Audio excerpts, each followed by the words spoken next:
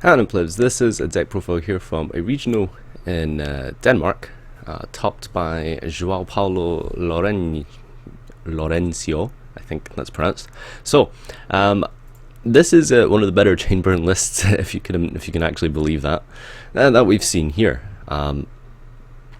Actually looks surprisingly similar to someone who's been on this channel before, Mr. Thomas Rose, but this is just as good here, and it is 40 cards, which is a plus first of all. We are playing 3 of the best card in this deck, which is Balance and Judgment.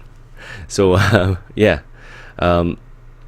basically you got 6th place here. Just a quick recap of the tournament and deck. I'll not talk about all the rounds since I only played Zoo and I beat all of them, and the deck does the same thing over and over. It's my first tournament in a long time, so I decided to play something simple. It doesn't need too many brain cells. Nothing to say about the tournament either, pretty straightforward. Small Danish regional, but with a couple of good players such as Christopher Nielsen and Rick Madsen. Just some of the few words in the build and some cards. So Swift Scarecrow was a terrible card, don't play that. I mean, it's fine if you draw it, and if you don't draw it, it's also fine. Shoutouts to Duncan.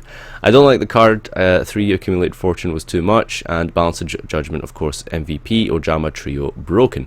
The side deck, you will just use MSTs like I did, and depending on the player, you will use the Kaijus. Dark Cone Regeki is probably better than Slumber. So, card of Demise with hand traps. Really, that's a big no-no.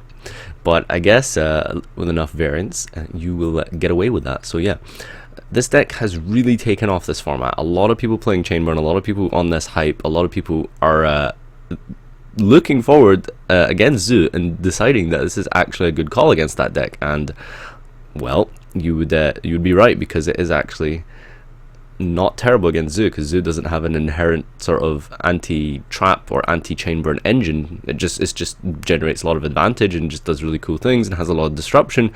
But things like Dryden and all these things that your chainburn doesn't care about, you know, the disadvantage that you're getting for yourself is good for chainburn, because then they hit you for more with Secret Barrel.